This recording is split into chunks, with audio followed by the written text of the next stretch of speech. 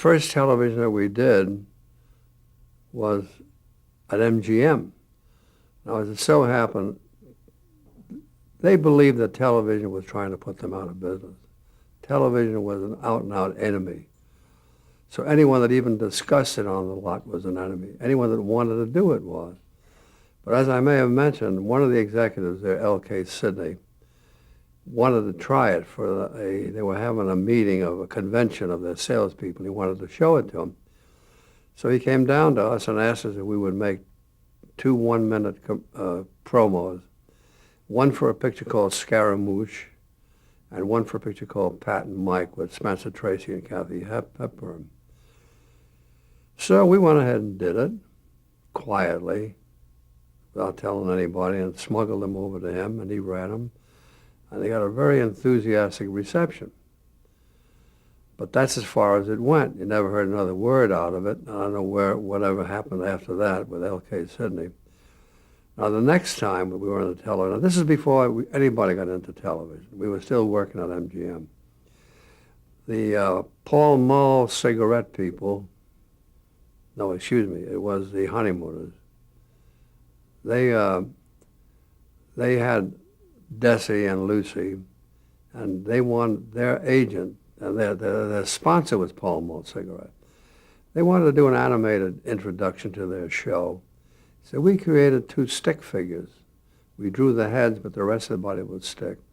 And we did the opening. And as I say, the Quimby, the business manager of our place, was raving about it, but he was a guy that hated television too. But he said, if you ever think of doing it, this is the way you should do it, you know. Of course we were thinking of doing it. But after we did that, we didn't bother with it at all, television anymore, until they closed the studio, which was shortly after that. Now, there was no place else to go. I mean, animation was not being done for theaters anymore. Theatrical, in other words, you remember you used to go into a theater and you'd see a newsreel and a cartoon and whatever. No more. The cartoons were out because they said they were too expensive and they didn't need them. So there was no place else to go to but the hated television that was destroying our jobs. And we went to every studio, we went to every agency, and were turned down by everybody. They said, oh, we can't afford you. We cannot afford you.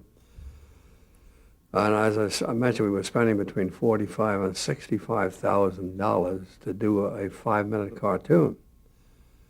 And we were offered $2,700 to do a cartoon. So our first foray into television was Rough and Ready, a dog and a cat. We had a cat and a mouse. Now we went to a dog and a cat. And it came out very nice. I mean, they were up in space. They were being chased by the Muni Mula men. And Don Messick was doing the voices. And he was doing something like, I'll try to. That's how they talk. Muni Mula men. I said, what the heck does that mean? Well, it was aluminum spelled backwards. That's about all that it was, right?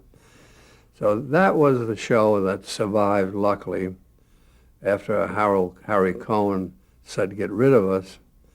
It survived because NBC, an affiliate or one of their shows, wanted to use us, so we continued production. Now, that was really the beginning of television. And there was no money anywhere. There was no production anywhere.